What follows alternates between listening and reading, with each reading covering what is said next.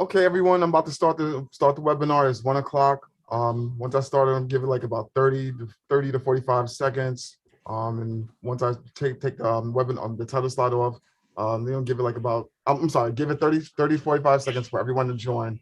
Then once I stop the sharing of the screen of the title slide, then we can roll into the intro. Great, thank you. Anytime.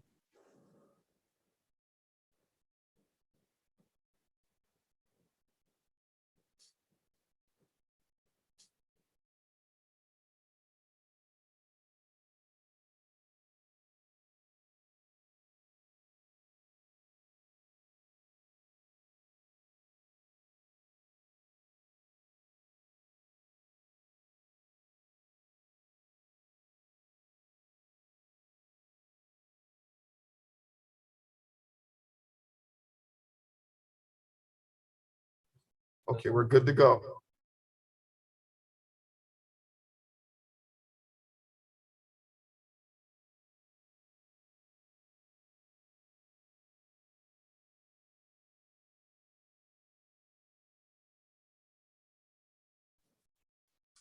Hello, everyone. Welcome. We're just going to wait a few more minutes for more attendees to join us.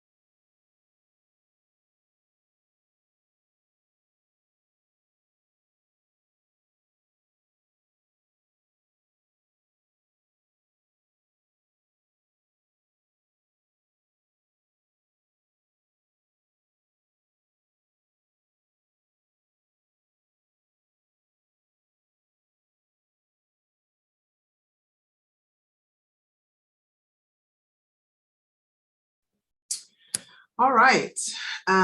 Good afternoon, everyone. My name is Ifoma Ebo, founder and principal of Creative Urban Alchemy, an equitable urban design and spatial justice practice.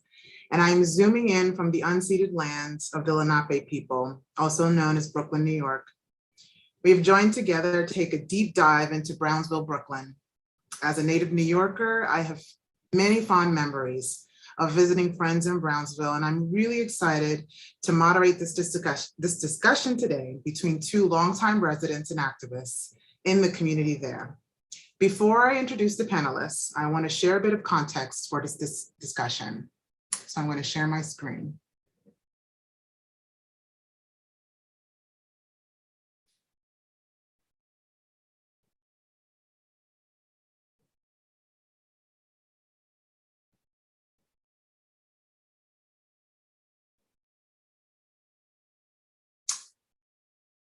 Can you see my screen? We can, thank you. Okay, great. All right, so this is a map of Brownsville, Brooklyn. It's a historic African-American neighborhood located in East Brooklyn, Community District 6. According to the 2010 census, Ocean Hill / Brownsville is home to over 90,000 people, a majority of whom are African-Americans, Caribbean Americans, and Latinos. According to the NYC Department of City Planning Statement of Community District Needs and Community Board Budget Requests, the three most pressing issues facing this community board were and are affordable housing, healthcare services, and youth and children's services. In light of the inequities that resurfaced during the pandemic, it is clear why this is one of the communities that was hardest hit. At its inception, it was a Jewish neighborhood that underwent dramatic changes after World War II, as inner cities across the country were experiencing white flight. African Americans from other neighborhoods began moving into the area. For the next 20 years, Brownsville was plagued by the decay of old and abandoned buildings, as well as by vandalism and arson. High-rise apartment buildings constructed in Brownsville during the 1950s and 60s were intended to provide affordable, attractive housing. Instead, they led Brownsville to become even more overcrowded and impoverished. Finally, in the 1970s, a combination of efforts began to revitalize the community. Local residents and merchants banded together to ease racial tensions in the neighborhood, to fight for affordable housing, and to create services for the neighborhood's young and old residents. This marks the advent of a long history and legacy of grassroots efforts in Brownsville by the African American community, striving for better quality living environments. Brownsville is also another side of Brownsville, is that it's a neighborhood and with distinct and vibrant cultures, and a network of individuals and organizations that are working in innovative ways to strengthen their community. It's a family-oriented neighborhood. It has a unique spirit of creativity, entrepreneurship, resilience, and pride in history and place. In addition to active social service and community-based organizations, Brownsville's home to a multitude of community gardens and urban farms, small locally owned businesses, and dozens of murals, largely painted and designed by neighborhood youth. So now we come to the Brownsville Plan that was initiated after numerous community-driven initiatives in Brownsville. It was meant to be a convener of top-down and bottom-up efforts in the community, a form of coordination of the many intended initiatives and transformations in this neighborhood for years to come. The year-long planning process brought together over 20 government agencies, 30 community-based organizations, and nearly 500 residents to identify neighborhood priorities, set goals, and form strategies to achieve them. Building on the significant planning work already completed by community, HPDs used its neighborhood planning playbook as a guide to ensure the process was inclusive and transparent.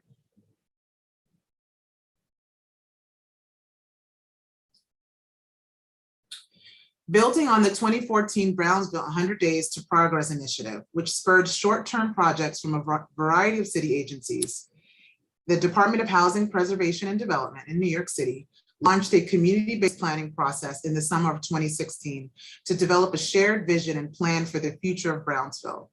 Working with residents, elected officials, community-based organizations, and other government agencies, HBD hosted a series of public workshops, implemented an online engagement tool, and participated in community events.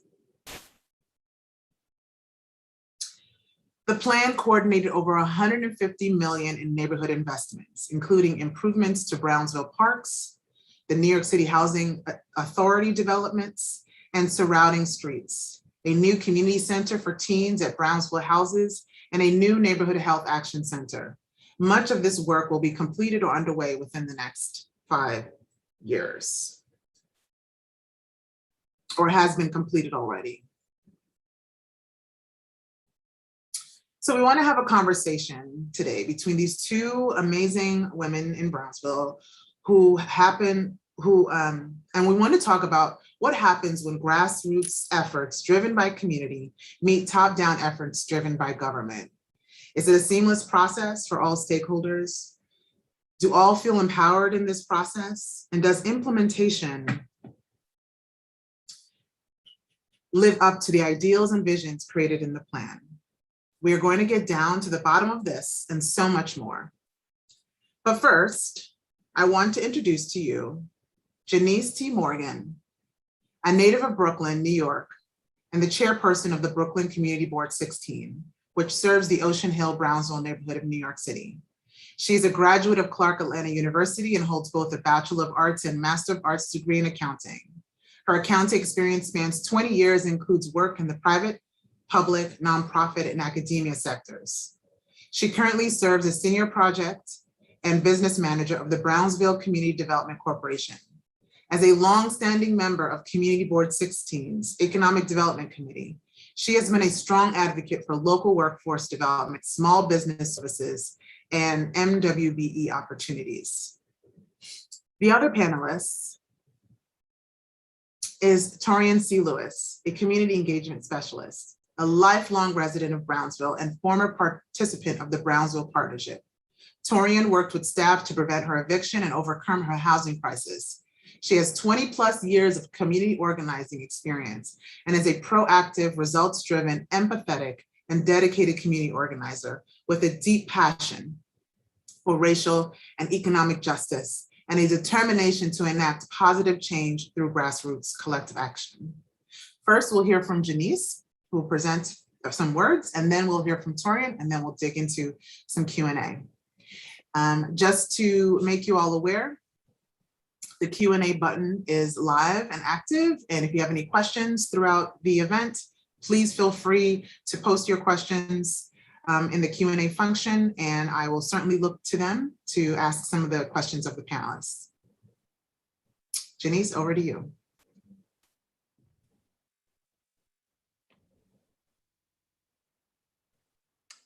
Hi, good morning. Well, good afternoon, and thank you all for having me here this afternoon to join this discussion. I'm always happy to share about the work that we are doing locally and really, demonstrate how hyperlocal individuals have been involved in the work and leading the work, and also to, just let folks know that this isn't a process that happens overnight. It actually, it has been going on for quite some time, and we've been building on the conversations that have been happening over the years. And so we're able to have this conversation today because of consistent commitment to the desires of the folks that live in the Ocean Hill Brownsville community.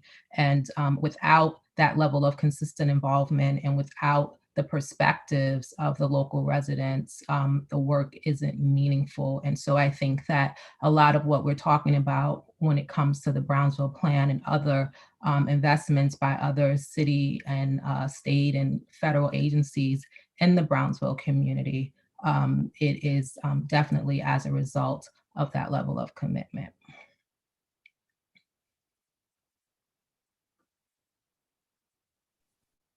Awesome, thank you. So I'll pass it over to Torian, who will also share some words. I definitely echo what Janice has said. This iteration of the Brownsville Plan has had a really big impact on the Brownsville community, especially from the residents' perspective, because it's given us a sense of not just a tighter community, but a sense of success and equality as far as like the landscape goes, because Brownsville has been so disinvested in, and the community, it just doesn't look like other communities look at first glance, right? So we have a lot of vacant lots, but as part of this Brownsville plan, those vacant lots are going to soon be housing for folks who may have probably been in the shelter system for a long time, or they're living double-up, or, in those types of situations. So, in hearing all the voices and feedback from the city agencies and residents, it's definitely had a big impact. And it's still a work in progress. Absolutely. Thank you, Janice and Torian. It's great to just hear your perspective, both of you, on the Brownsville Plan. And so I want to really just speak to you, Janice, your position in the community board and being very instrumental in creating that connection between, the community and tremendous amount of work that the community had done up until that point, up until 2016, and then also connecting with government initiatives and efforts. So what do you, in your opinion, what was that process like? If you could talk a bit about just what was the spark that led to this planning initiative? So I guess the planning that happened by the local residents that preceded the Brownsville plan and helped to inform the Brownsville plan was actually as a result of government not responding to our local needs at the time. And so, just going back, a little over a decade ago, it's interesting that we're kind of in the same position right now with New York State government, where there was a transition in the leadership there, because that was the same thing that had happened, over a decade ago. And we found ourselves as a community with challenges and in limbo, because there was not really an administration with a definitive plan to address the needs of the community at that time. And so as a result, we were like, hey, well, I guess we're on our own. And so we reached out and utilized our resources in academia to begin the planning process. And so we started with Hunter College and Pratt Institute. And so they were the first ones to really help us to begin this planning process. And as a result, we were able to develop 3 plans prior to the Brownsville plan, one on public housing, one on health, and one on economic development.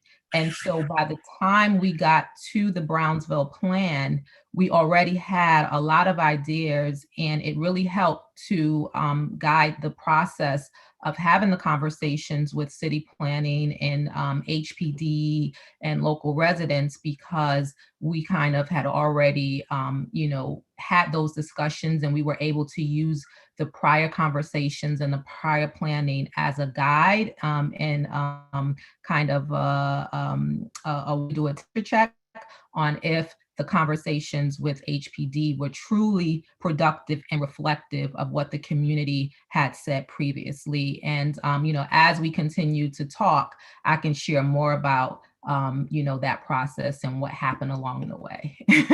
Now, that's so fascinating that you introduced that academia was very much involved in supporting community.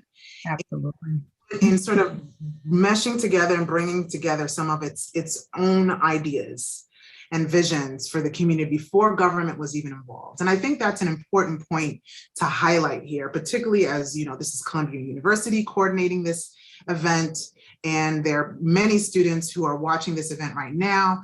And I think it really is, it can be empowering for students to understand that they can be a part, even though you're in a process of studying right now, that you can be a part of work happening in the city to support communities as a form of justice, as a form of really providing the capacity needed for communities to advocate for themselves. And I think that is really powerful, the role that academia can play in that work. So thank you so much for bringing up that point.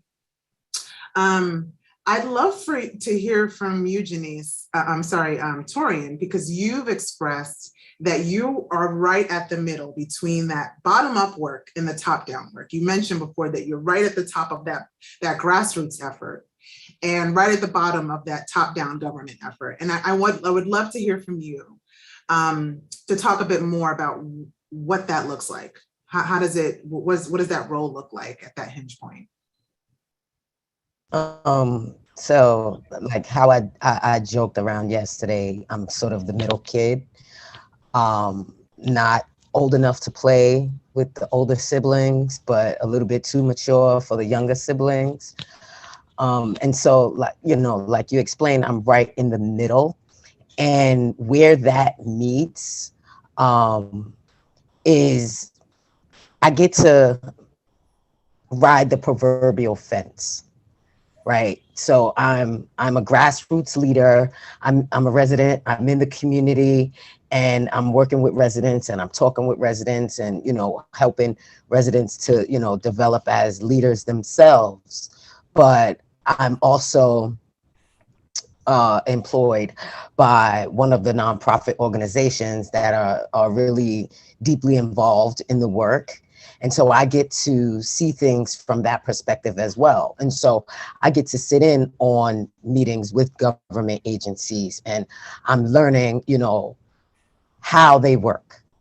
Right. So I'm sitting in meetings with HPD, and I'm hearing about all of the different plans and policies that are going into ensuring that our communities are getting the services that they need. Right. That the Department of Buildings is, they're doing their part. So I get to hear, what their part is. And I get to hear what HPD is doing. And then I'm also a part of the development team for one of the projects that's coming out of the Brownsville plan. And so I get to hear all about that work too. Like, I had no idea around, building codes and zonings and all of that stuff. And so now I'm really getting to learn that stuff. And I wouldn't otherwise able to if I wasn't at that sweet spot, so to speak. You weren't brought to the table because of your role in the community and your longstanding presence in the community as well. It's really important to bring up. Thank you so much. I'd love to hear from Janice as well, just your position on the community board and how important that was to this process, as well as just like brokering this conversation between community and government. So it's really important because, as you all know, the community board meets monthly, the months of September through June. The community board really is the gatekeeper, and it's the place that is always assembled for residents in the community to bring their concerns. So, our doors and, our ears are always open to hear about the things that are affecting the community and the things that we want to see. And we have, all of these different relationships with different city agencies and liaisons from city agencies. And so we don't have to always wait for, some process or planning process from HPD, like the Brownsville plan, or, like some of the other plans and development plans that were also started by like other levels of government. The city, the community board is there to work on plans and come up with ideas from a grassroots level every day, and even during the summer. We don't meet over the summer, but that doesn't mean that our work ends. Our district manager and their staff, they're there year round, 5 days a week, 8 hours a day. And, they live, they work in the community. And so anything that you may see, a pothole, a street light out, all those are things that were part of the plan, the Brownsville plan as well. But we have a process for how we address those issues on a day-to-day basis. And so as a chairperson who lives in the community, works in the community, does a lot of volunteer work in the community, I pretty much spend 24 hours a day in the community, except for the days when I step out for whatever reason. I really try to keep close tabs on what's affecting the quality of life of the people who live in our community, and really try to encourage them and empower them to speak up on a day-to-day basis to solve the issues, because a lot of the things that are not fixed is not as a result of a lack of resources to fix them. It's a lack of knowing, from the city agencies and, at the community board. The mayor only knows what's happening in our community if we tell him, because he doesn't live in Brownsville, right? So, but if we begin to raise the issue and let him know that we're watching and we're holding him accountable to what it is that we know we're deserving, and the level of services in our community should be equal to what exists around the city, then he's going to be responsive. And so that is what needs to occur on a day-to-day basis. And then that is what actually gets a plan like the Brownsville plan to really be addressed, right? Because planning is one thing, implementation is another. And I think what we have experienced in Brownsville is lots of planning and not so much implementation. And so the Brownsville plan is being implemented. And I think that is what's exciting, that we're able to touch and feel the things that we talked about as a result of the Brownsville plan. That's awesome. And so I'd love to hear from both of your perspectives. You know, Janice, you yourself coming from the community board, which is a form of governance within the community, and Torian, your position working for Brownsville Partnership, which is more grassroots. What has been the impact thus far since the completion of this plan from both of your perspectives? And starting with you, Torian, what are your thoughts on, since it's been, you know, all the planning work has been complete and perhaps even some of the work has been implemented, what has been the impact? What have you heard so far from people? So I want to say that it has, like I said before, it has had a really big impact on the community. And like Janice said, you know, people can now see, you know, they're starting to see all the things that have been discussed around what we want to see and what we need and how we feel that our needs should be being met. And, you know, people are starting to see that, right? Whether they're attending, you know, community board meetings, or they're a part of a group that I'm a part of called the Brownsville Neighborhood Empowerment Network, if they're, you know, attending our meetings, or even if they're just following, you know, one or more organizations throughout the community on social media, you know, they're starting to see and actually feel that something is being done, right? It's not just a bunch of talk anymore, right? And what makes the impact of the Brownsville plan so special is that we've had those who are being the most impacted by all of this at the table, right? Their voices are being heard. It's not just some random people from the community that, you know, they may not live in the community, they may just work in the community, you know, saying, well, this is what I've heard and that's what I've heard, and so I think that this and that should be done. No, it's the people who live, work, play, go to school right here in this community, right? They have to get up every day and walk the streets of Brownsville. And we're starting to see the housing developments, you know, the affordable housing go up. And we're starting to see new businesses move into the community along the Belmont Avenue corridor, right? And we know that this is just the beginning. More is to come. And so people are hopeful, right? And I know what I'm about to say, Janice will agree. We have this saying in Brownsville, and I think it started with Mr. Jackson, that hope is inside. And people are really starting to feel that hope is inside of Brownsville, right? And it's coming from inside of Brownsville, not someone from outside bringing the hope in. That's so awesome.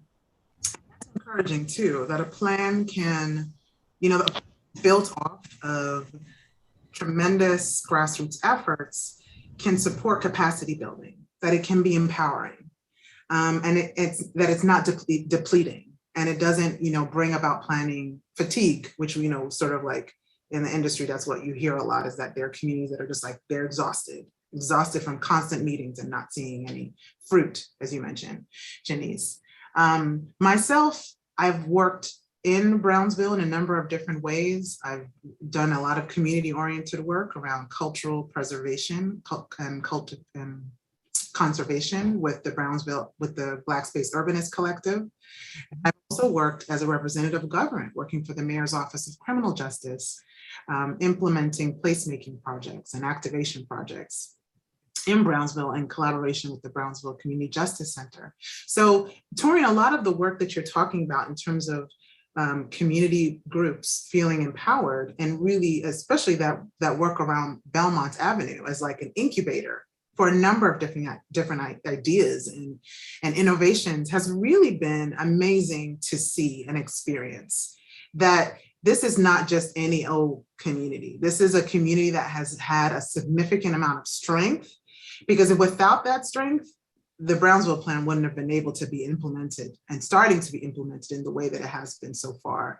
So I think it's a combination of just like, the amazing amount of willpower and innovation that already existed in Brownsville that could be sort of like a great foundation for something like a Brownsville plan to be created, and for it to be sort of like in the beginning so far be successful. That it's really just like, I think it's a testament to just the strength and uniqueness of Brownsville. So I would love to hear from you, Janice. What are you hearing so far from your fellow members of the community board, or just like things that you're hearing thus far in implementation of the plan? And yeah, I'd just love to hear from you on just the sentiments on progress. Sure. So, so the community board, because of its involvement in the plan during the planning process, and to ensure that there was, continuity in the communication with those that we worked with during the planning process, as well as those who may not have been a part of the planning process, but found out about it later, may have read the final document. The community board actually works with HPD to reconvene all of those stakeholders on a semi-annual basis. Obviously, the pandemic has caused that schedule to shift a little bit, but we've still been able to do those reconvenings via virtual space. And so we've been, hearing from folks in the community as, often, at least semi-annually, if not, when something may not, sit well with them, or they have a thought, or someone may say, oh, there's, this issue with this lot or something like that. And then we're able to say, well, this lot is a part of this plan, and, in 2 to 5 years or so, there's going to be a lot of change there. But most people are, happy to hear the updates and to see the progress that is resulting from all the different areas of the plan. But then there are some folks, right, who are like, I've never heard of this. This is the first time that I've heard of this. So, when did this happen? And, everybody's not necessarily happy. And, one thing about a plan is sometimes you plan based on what the environment is at the time, right? That you were having the conversation, but then there's all these other things that sometimes happen after the plan. Like, unfortunately, COVID-19 happened after the Brownsville plan. And so now we have to take into consideration all of the things that we learned during this process. Mm-hmm. And so anything that has not already been implemented as a result of the plan, how do we now factor in, the safety protocols and everything that we've learned as a result of COVID-19? So what we have done and what we did during the COVID-19 pandemic is utilize one of our stakeholder groups around health and wellness to convene folks in the community around COVID-19. And that was also another way for us to continue to hear from our community residents, continue to join forces. One thing that has resulted also as a result of the Brownsville plan, I think that we are better organized in terms of organizations. We kind of, any differences that we may have had as organizations, we rose to the occasion of knowing that we had to learn to work together in a comprehensive way, because what we are all trying to accomplish can't be accomplished if we don't organize ourselves into proper coalitions, because a lot of times there's resources that only a coalition, an organized group of organizations in a community demonstrating a well-organized and thought out plan and a process to execute it can bring down the big bucks for our community. And so we're very mindful of the need to work together in order to ensure that the Brownsville plan, it materializes in the community, as well as us bringing down, more operational resources for our organizations to continue to do the work, because the well can run dry on some of the resources. And what we never, ever want to see again is the disinvestment that occurred prior to the Brownsville plan and the Hunter plans and everything. So fascinating that you bring up just this connection between planning efforts and it's strengthening existing networks in a community. And I think that's an important point to highlight, because planning at times can feel just so like paperwork and you're just tossing paper from one place to another, but really it can be empowering. It can be, it can support capacity building. It can really ignite existing fabric of a community to step up, a bit more, but then have the resources in order to do so. And so I think that's such a just an important point for particularly students who are studying planning, for them to understand the breadth of what the impact that their work can have and how important that is. And also to be cognizant of that as you're planning, that, you want to bring in as many organizations and leaders as possible into the fold, because that's a form of capacity building. That's a form of advocacy. That's a form of strengthening and supporting a foundation being built and established in a community. And so I would love to, just like as a springboard off of that conversation, Tori, and I'd love to hear from you. What have you seen? How have you seen organizations, entities like community groups leverage the work of the plan to spark new community-oriented initiatives? Like, what kind of new initiatives and projects are you seeing that community groups are doing? I already know of a few, and I'll mention a few after you speak, but I'd love to hear from you, just like, being there every day, what are you seeing on the ground? Well, I can speak from my organizational point of view. So my particular organization, the Brownsville Partnership, as part of what we're doing out of the Brownsville plan, we have an emerging community land trust. And I am the chief administrative officer for the advisory committee, which is the organization that I mentioned earlier, the Brownsville Neighborhood Empowerment Network. And we've been working with the developers who are on our project to host a stakeholder engagement series, right, to garner feedback from the community. But I've also seen some other groups in the community, like Elite Learners, and they've really been, quote unquote, doing their thing in the community, right? So during during quarantine last year, I think when we first came out I think it was phase 1 or phase 2, they were here in the community every day, and they were handing out boxes of food to residents. And, when school time came, they were, giving out book bags and such. And, the organization that I work for, Brownsville Partnership, they've also been doing the same thing on a weekly basis, giving out food to residents who are food insecure. And I also helped to co-design another initiative in the community called Gather for Brownsville, in which we have recruited teams of neighbors to lean on each other and support each other in this time of need.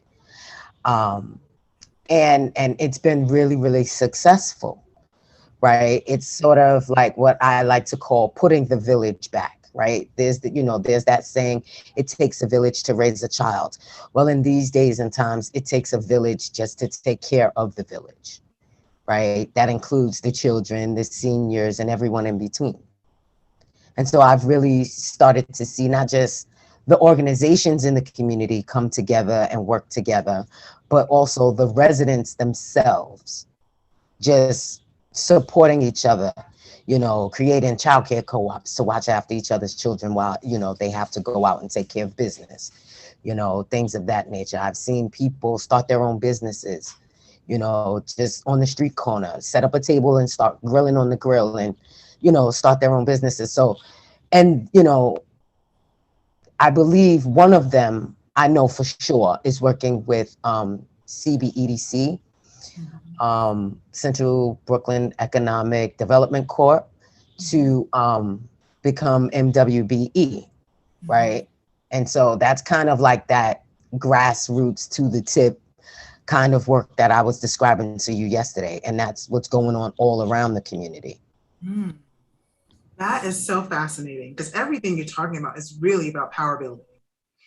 And really, I can see the way you're talking about it, it sounds like power is shifting in that community. If entrepreneurs are being crafted and existing business owners are able to sort of like use this as a springboard, like imagine just the fruit that's going to come out of this process as years come along. There'll be more strength in the local economics of the community that is really driven by people who have lived there. And that's exciting. It's exciting to be able to watch this in real time and to have, power brokers like the two of you as a part of that process, as, women, Black women who are champions and at the forefront of this planning process. I would love to just hear from you, Janice. You talked before about the roots of the community, and you talked also about the significant amount of work that was done, leveraging the support of academia that was done by community already, planning processes. So how do you think this final plan, reflects the roots of the community? And that's the first question. And the second, you'd also mentioned before that many of the government representatives that were part of the planning process from HPD and other agencies have shifted. Myself, I was working for the mayor's office at the time, and I'm no longer doing that. And so what is it like what has been the impact of the shifting representation of government partners? Like, one person steps out, another person steps in, but then they have to learn everything from scratch. What has been the impact of the shifting representation of government partners in this planning and implementation work? So that's two questions. One is about the roots of the community and how it's reflected in the plan. And the second question is the shifting representation of government partners and its impact on planning and implementation. Great. So I'm glad that Toria mentioned Central Brooklyn EDC. So when we talk about the roots of, the community and the plan, Central Brooklyn EDC is, I believe they are a 40 or 50 year, I want to say they may have just recently celebrated a 50-year anniversary. So that's a long-standing historic organization that was created to address, the economic development needs of the community. They are also a part of the Glenmore Manor project, which was one of the sites that were awarded as a part of the Brownsville plan.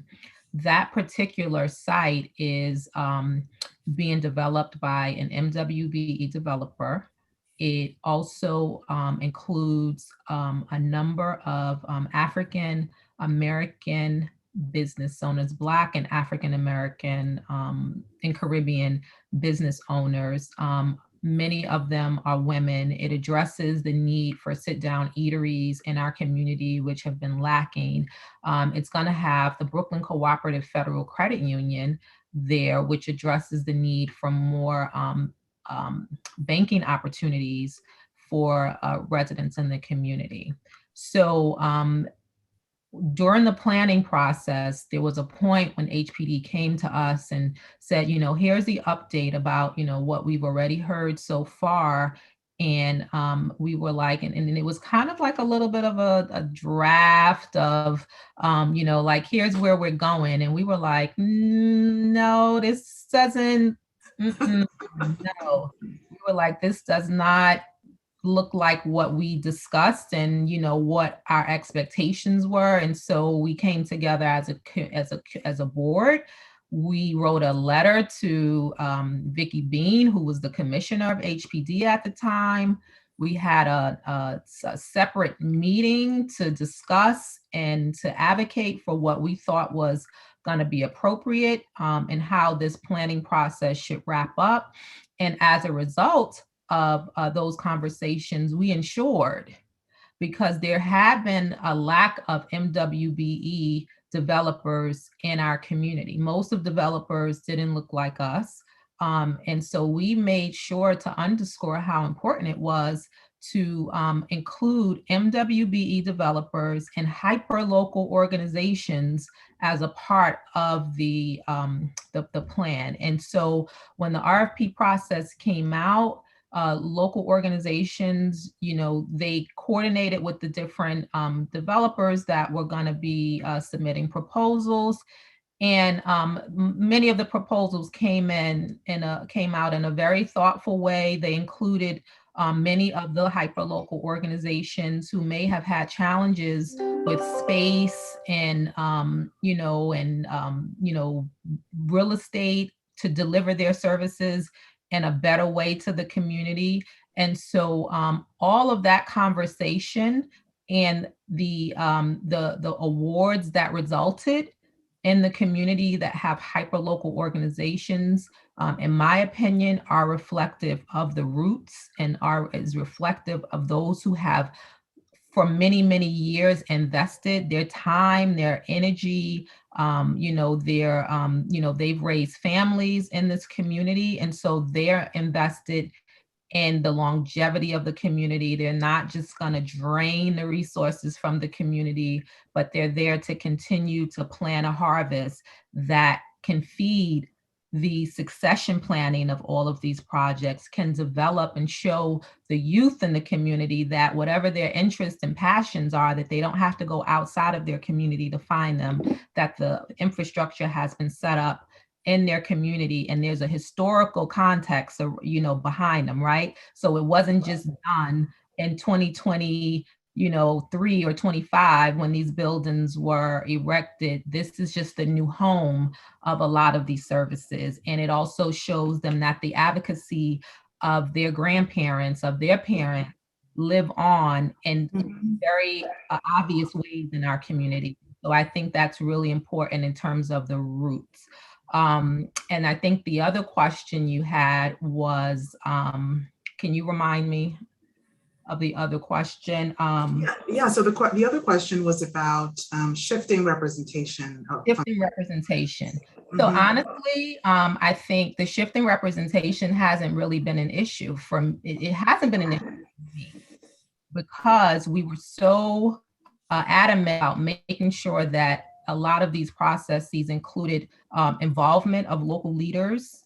And I felt like we as leaders, capacity was built as a result of a lot of these processes. So the leadership in these agencies, they can change as much as they would like because, as long as I'm in the community, I'm aware of what we discussed and I'm willing to hold the agencies and any new commissioner and, any other new person that may be assigned to work with us. I can hold them accountable. I can remind them about what my community said about a certain process and make sure that we get to the end result. And, we're not changing course simply because someone changed jobs. That's not what we're doing.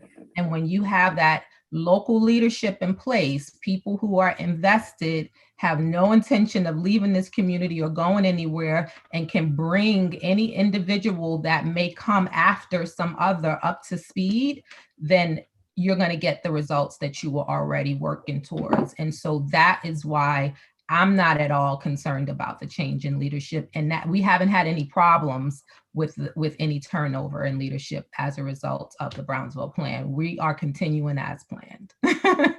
That's really awesome to hear. And when I hear you talk about the ways in which you've responded to the two questions, which is just really brilliant, I think about so the Black Space Urbanist Collective. We after a year-long process of working in Brownsville, we came up with the Black Space Manifesto, which is a series of 14 principles to support practitioners working in, with, and for Black communities. And two of those principles you really touched on brilliantly. The first being center the lived experience. And I think when you talk about the roots, how the roots of the community show up in the Brownsville plan, and how that was really just like pushed and motivated for by local leaders, that really is about centering the lived experience. And then that also feeds into just the ability for, even if government changes and shifts and whatever it does, that because it's owned by local leaders, that doesn't really have an impact. And so that really talks about fostering individual and communal evolution. And that's another principle of the Black Space Manifesto, which is really about the work that you're doing, whether it's design or planning, that you really want to support individuals being elevated and amplified and just like, becoming advocates in their community through this process. But then also that supports communal evolution because those individuals become advocates for the broader community. And I think just the ways in which you've talked about these, those two responses really emphasize those two principles. So thank you so much for that.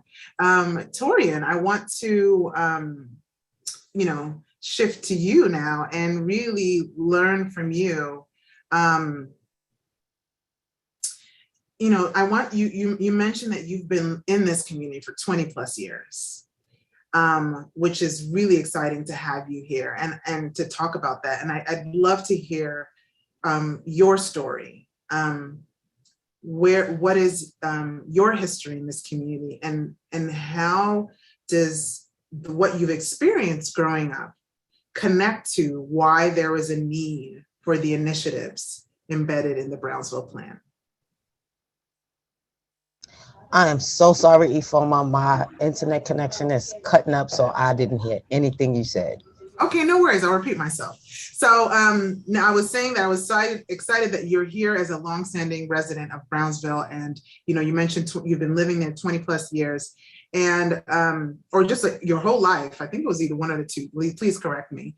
But you'd mentioned I would love to hear about your history and how it aligns with why there was a need for the initiatives embedded in the Brownsville plan. Like I'd love to hear about your story growing up in Brownsville.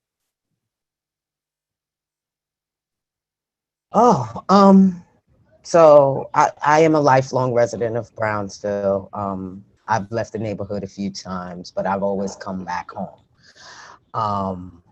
I grew up, right on Rockaway Avenue. And growing up in Brownsville during the 80s and the 90s when, it was just plagued by drugs and violence. I feel like I want to say over the past 20 years, really, the people in the community who love the community the way that I do, have really stepped up, right? And so they've gotten more involved in, being a part of the community board and, being in being in every organization throughout the community. So like me personally, I wear a lot of hats, right? I'm a resident. I'm the community engagement specialist for the Brownsville Partnership. I'm the chief administrative officer for the Brownsville Neighborhood Empowerment Network. I'm also a founding member of the family advisory board out of another organization called United for Brownsville. Just a minute, baby girl, which focuses on social emotional outcomes for children 0 to 3 years old. And then I'm also a board member for the other organization that I mentioned, Gather for Brownsville. So I wear a lot of hats, right? Because I love my community. I care about this community, right? My family has been in this community for over 100 years. In 1918, my great-grandparents immigrated from Barbados, and Brownsville was the first place that they lived. Wow. Right. And so I'm literally related to at least 1/3 of this neighborhood by blood. And that's not to mention, marriages and cousins and, but in my work, in my everyday engagements and encountering people around Brownsville, there, over the past few years, that dark cloud of negativity and having that negative reputation of being the worst place to raise children and the most violent community in New York City, right? That that dark cloud is it's slowly starting to dissipate. It's Mm. slowly starting to be lifted up because, like I said before, more people are becoming involved, right? From the grassroots level all the way up to, organizational level, working with government agencies, working within the government agencies, and being those people to represent this community. And That, so, like, that's just another piece of putting the village back. that was really touching to hear, and thank you so much for sharing. And it was touching for me because I was born and raised in Brooklyn. I was born and raised in Park Slope, Brooklyn, before Park Slope became what we know it to be today. And I lament because I can't share the same sentiment for Park Slope that you share for Brownsville, because you've been able to move back. You've been able to be a part of the systems of governance. You've been able to sort of work with an organization that's based there and support the transformation of your community that you love so much. I was pushed out. My family was pushed out because of gentrification. We could no longer live there because it was too expensive. And so when I think about just the place that I grew up in, and I go back there, nothing looks the same. Nothing looks like what the fond memories that I have of place. And so when I hear your story, it's really, I have mixed feelings because, you do express that it was a harsh, number of years in your upbringing. But then also I'm hopeful because you talk about things shifting, but shifting positively, shifting in a way where you feel like you can still be there and still participate in the transformation of your community, that it's not going to change in a way that you feel like, well, I got to move out and where am I going to go, right? And so that is so exciting and encouraging. You don't really hear that story in many neighborhoods in New York, particularly in Brooklyn, because change has been so rapid and it's been pushing people out, displacing folks. And so I'm excited. I'm excited for where Brownsville's headed. I'm excited for the role that you two are going to play in just like continuing to create a space where people feel encouraged to be a part of civic engagement, and also that there isn't this fear of being pushed out, that they can stay in place, they can be attached to place, that place can improve, quality of living can transform and be great, and that people can still, if you grew up there, you can still live there. You don't have to feel like you have to move out because you can't afford to live there any longer. So I have one question in the Q&A that I want to bring into the conversation for both of you. This attendee writes, what would you as community members want young architects to know about investing, participating in these processes? And can you talk about what it has been like to meet with designers and to work with them? I think I would want young architects to really, thinking about everything that you've heard today. There are so many spaces in the community that have not only, there are some spaces that have some traumatic memories, but I think the positive memories that spaces in our community have is probably more positive than negative. And so I understand that sometimes older structures may not, fit the needs of the community exactly the way that they should in present day as they did in the past. And so, I understand that some spaces have to be rethought, but it really is important to preserve as much of the neighborhood in new design as well as think about how you can make spaces more efficient for the services and the way that we live and the way that we do business to, to exist today. And so, if something has to be, say torn down because a retrofit is not, possible, and retrofits are, in a prior conversation, retrofits are, they're really possible. But I understand that sometimes certain spaces are underbuilt. And if you maximize the zoning, you can provide and solve issues within the community. But really paying homage to what may have been there before, and making sure that the new structure it shares some of the history and what occurred in those spaces, I think is really important to the morale of the community, right? And the education of the community, and helping people to understand what they can accomplish in the community. I still hear so many stories about certain spaces, and sometimes it's just a result of you being introduced to someone, and someone can tell you a really interesting story about the space. But, as architects, I know, just from my own work and helping to design spaces, although I'm not an architect, I'm a project manager.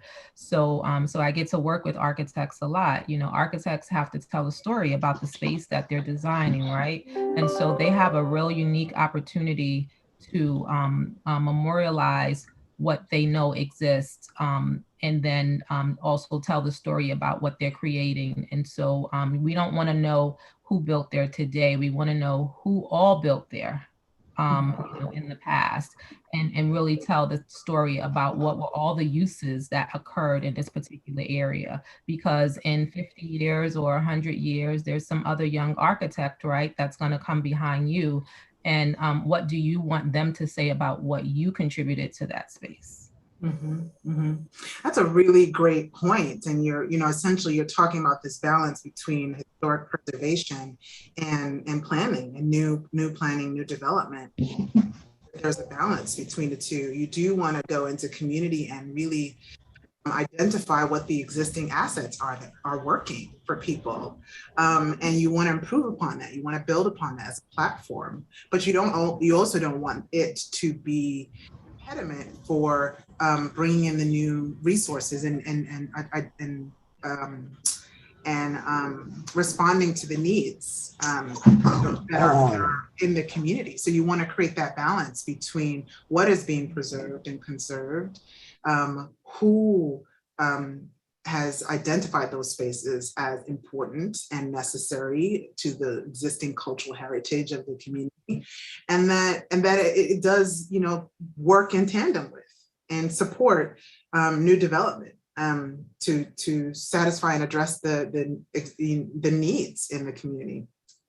So, thank you so much for bringing up those 2 points. So I'd love to hear from you, Torian, and I'll repeat we've lost her, unfortunately. Okay, so hopefully she will be back, but I would love to, again, anyone, if you have questions, please put them in the Q&A. I would love to also hear from you, Janice. How have any local, okay, looks like Torian has come back. Torian, are you back with us? Hi, Torian, are you back with us? Yes, I'm back. Sorry about that. Okay, no worries. Awesome. I would also love to pose this question to you. What would you want architects to know about working in and investing in these processes, and what has it been like to work with designers, architects, planners in your work? So for the architects of the future, I definitely echo what Janae said about preserving the historical value of some of the structures throughout Brownsville. But I would also say, think outside of the box, think innovatively, right? Because recently I've become fascinated with this new style of building homes. Well, I don't know if it's new, but like these tiny homes and these shipping container homes, like I've become really fascinated with that, right? And I think that, you know, we have a lot of small properties in Brownsville that are oddly shaped. And, you know, something like that on one of those types of lots, it might look odd, like, you know, one of these things just doesn't belong here, but it would also add to the uniqueness and character of Brownsville, right? Because Brownsville is like no other community throughout this country. And I've been to a lot of places throughout the United States, and nothing is like Brownsville. As for working with designers and developers and architects, like I said earlier, like I'm learning a lot, especially like around zoning and all of the different tests and different things that like that back end work that goes into developing a property, like shadow analysis and noise analysis and, you know, ground soil tests and all of those kinds of things. So for someone like me who I'm not in that field of work, and you know, that's not my forte, it's been a really exciting learning experience. That's awesome. And I think, you know, what you bring up is just the fact that even as architects are working on a project, that they can support capacity building for leaders. If you're just sharing knowledge, you know, if you're just sharing, passing on wisdom and experience to residents, but also acknowledging that residents come with their own expertise of their lived experience. And so this is really about two experts coming together to think through the ideas and problem solve around the built environment. And there can be an exchange that happens there, that yourself as a longstanding resident can bring your expertise about the culture of the community, the what has worked, what has not worked, and then the technical expert, architect, planner, or whatever can also bring their expertise, and the two come together to form a vision, a plan, a design for a way forward. And that's how it really should be. It should be an exchange, because you walk away now feeling, oh, wow, okay, I know what architects do. I know next time I have an architect come on board, I know exactly how to talk with them. I know exactly what their steps are going to be and what they need to do and what the outcome is supposed to look like, right? Because that can be challenging, not knowing where you're going, not knowing what the end product is going to look like. So architects can actually be facilitators of that knowledge exchange and that process of supporting capacity building both ways. So we're going to bring this conversation to a close. I thank you ladies so much for your time, your wisdom, your energy, and just the amount of work you've put into Brownsville and to this plan, to making it work, and to the work that's happened after the plan. And I'd love to just hear from some last minute words from the two of you, just in terms of just like summing up this conversation and just like the ideas and thoughts you have moving forward for the work that to continue in Brownsville. Starting with you, Janice. So a plan for me is a baseline, right? I understand that sometimes plans, you know, you because of time, sometimes you have to rethink plans. But I do really appreciate the wealth of knowledge that you gain as a result of planning, the relationships that get built as a result of planning. And, you know, I look forward to continuing to work with the community, as well as our partners in academia, our partners in government, to continue to plan for our community and make sure that that equity exists across the city, and that communities like Brownsville, the stories are not lost, but they are able to be told in a way that continues to demonstrate the resiliency of the individuals that live there, and you know, and that these stories, that the same story that exists in so many other places around gentrification and, you know, folks being pushed out their neighborhood, that hopefully that story really, you know, kind of stops at Brownsville, because we have been working really hard with the Brownsville plan to make sure that local folks are included in that plan in a very thoughtful way, including, you know, making sure that they're a part of the building of the buildings in Brownsville, because that creates a whole other level of, you know, commitment to the spaces in terms of how they're maintained, because everybody gets to put their handprint on the buildings. And so you know, you wouldn't go and sit in front of the building or watch someone do anything in front of the building that that disrespects your contribution to those spaces. And we do want to make sure that also, as a result of the Brownsville plan, that there is economic dollars that recycle consistently. When you think about the Black Wall Street and you know, the fact that the city is committed to developing mixed-use spaces, we want to make sure that there's hyper-local businesses in those spaces, that those who are not choosing to be business owners, but that, you know, perform trades as a part of other businesses, that they have an opportunity to contribute, and also that the other agencies in the community, like our banks, are involved in this process as well, because there's so many roles that so many other stakeholders play in the development of the Brownsville plan and the development of the opportunities that are created as a result of the Brownsville plan. So, so it's a labor of love, and you know, you know, in the words of Nipsey Hussle, the marathon continues. Yes, I love it. Tori, and passing it over to you, what are your final words? My final words. Well, my final words are this: a plan is just that. It's a plan. You know, it's like a promise. It can be changed, it can be updated, upgraded, but the most important thing is that if you don't have the people that it's going to most impact at the table, get rid of the damn table and start all over again. Because those are the people, those are the voices that need to be heard the most.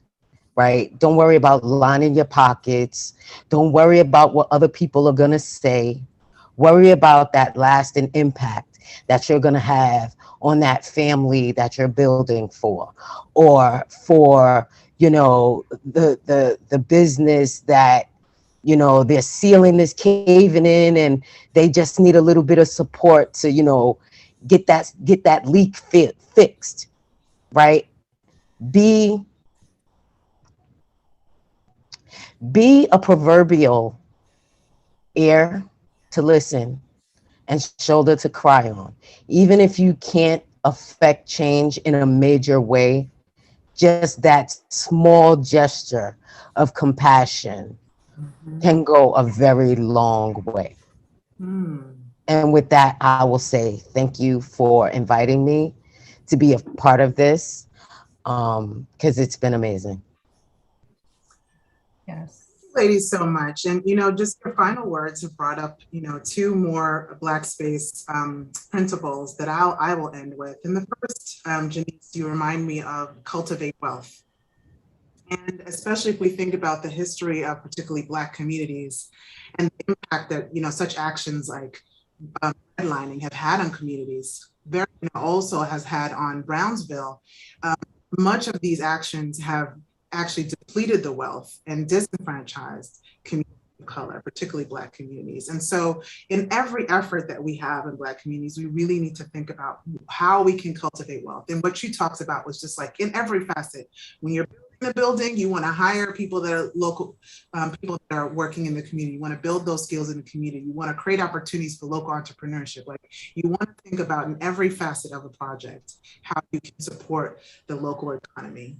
And then Torian, what you've talked about and really raised for me really taps into be humble listeners be humble learners who practice deep listening.